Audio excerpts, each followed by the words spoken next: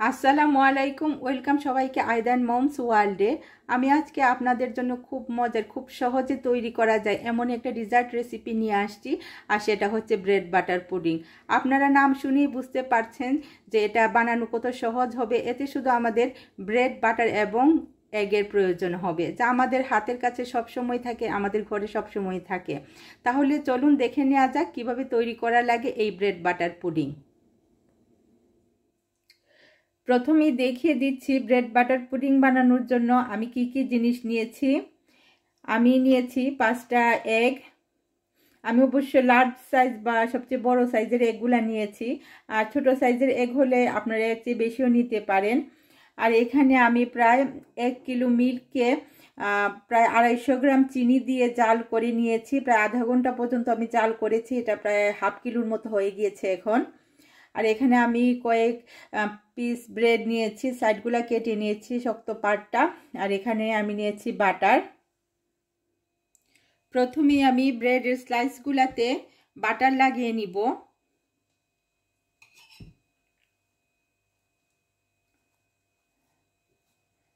এরকম ভাবে আমি সবগুলা ব্রেডের স্লাইসগুলোতে বাটার লাগাবো।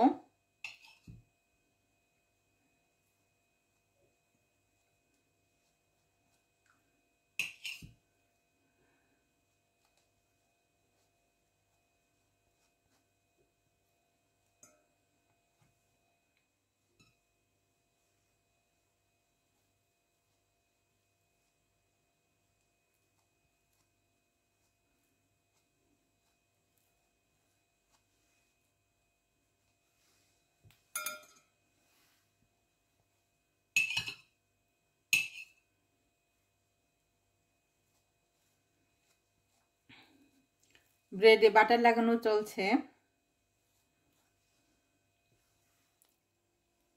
আমার ব্রেডে বাটার লাগানো শেষ হয়ে গিয়েছে। আমি এখন সেকেন্ড স্টেপের কাজ করব। সেকেন্ড স্টেপে যে কাজটা আমি এখন করব সেটা হচ্ছে যে মিল্কটা আমি নিয়েছি ব্রেড বাটার পুডিং বানানোর জন্য, এই মিল্কে আমি সবগুলা এগ একটা একটা করে ভেঙে দিব।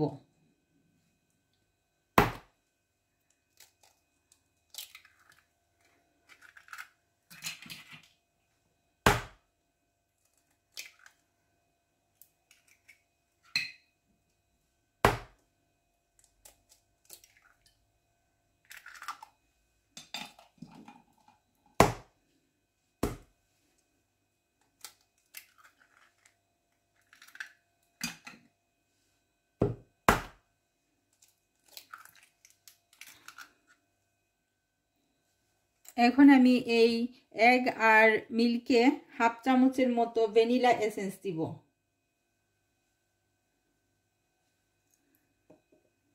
আপনারা আপনাদের পছন্দ মতো যে কোনো এসেন্স ইউজ করতে পারেন, আমি ভ্যানিলা এসেন্স দিয়েছি। এখন খুব ভালোভাবে মিক্সড করে নিব। আপনারা বিটারের সাহায্যে মিক্সড করতে পারেন।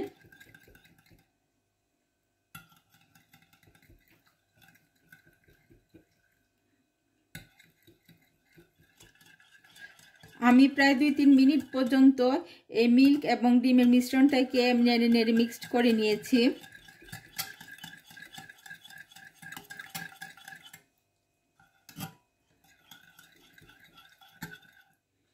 এখন আমার পুডিংটা বানানোর জন্য একটা বেকিং ট্রে অথবা বেকিং বাটির প্রয়োজন হবে, তো আমি এই বেকিং বাটিটা নিয়েছি। এখন এই বাটিতে আমি একটা একটা পিস করে এই যে ব্রেডে আমি বাটার লাগিয়ে রেখেছিলাম ওইগুলো দিব।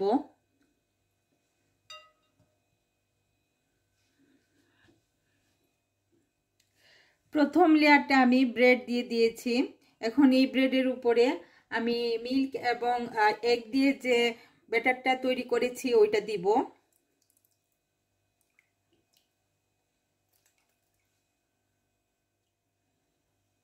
এর উপরে আমি এখন আবার ব্রেডের স্লাইসগুলো রেখে দিব।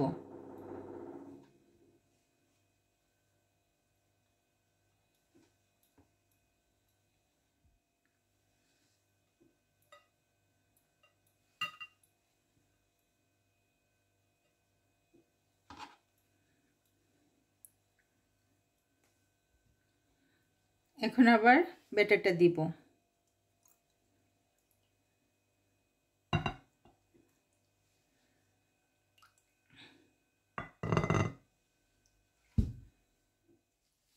এর উপরে আমি এখন বাকি সবটা মিল্ক ঢেলে দিব।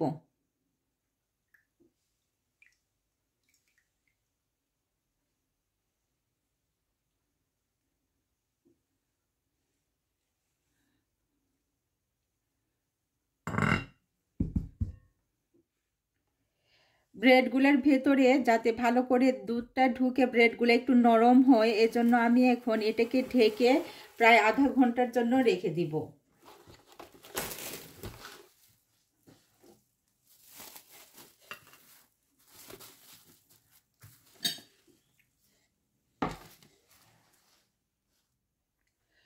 ফিরে আসলাম আধা ঘন্টা পর। এখন আমি এই পুডিংয়ের বাটিটাকে ওভেনে প্রায় আধা ঘন্টার জন্য দিব, আর ওভেনকে আমি প্রায় 10 মিনিটের জন্য প্রিহিটেড করে নিয়েছি।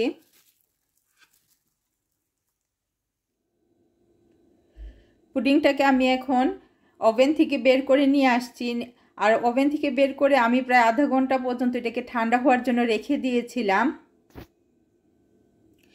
পুডিংয়ের উপরের এই যে ড্রাইনেসটা, এটা দূর করার জন্য আমি এটার উপরে এখন সুগার সিরাপ দিব। আর এই সুগার সিরাপটা আমি ঘরেই তৈরি করে নিয়েছি। এই 3-4 চামচ সুগারকে আমি একটু পানি দিয়ে জাল করে নিয়েছি, তাতে আমি সুগার সিরাপটা আমার রেডি হয়ে গিয়েছে। তো এখন আমি প্রথমেই এই পুডিংটাকে একটু কাটস করে নিব, অর্থাৎ পিস পিস করে কেটে নিব, তার উপরে আমি সুগার সিরাপটা দিয়ে দিব।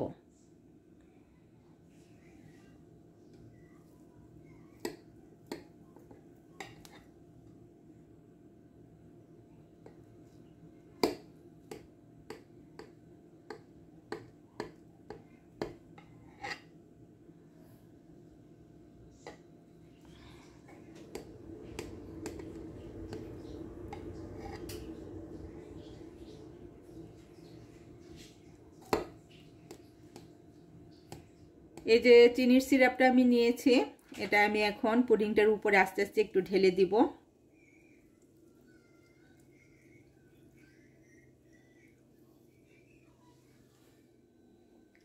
পুডিংটার উপরে আমি এখন কিছু বাদাম কুচি দিয়ে নিব।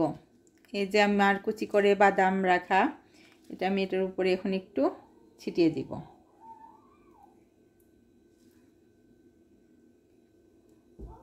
এটা জাস্ট একটু দেখার সৌন্দর্যের জন্য, আর কিছু না।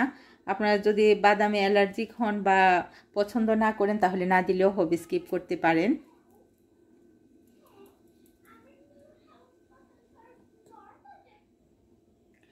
আলহামদুলিল্লাহ, তৈরি হয়ে গেল আমার আজকের ব্রেড বাটার পুডিং।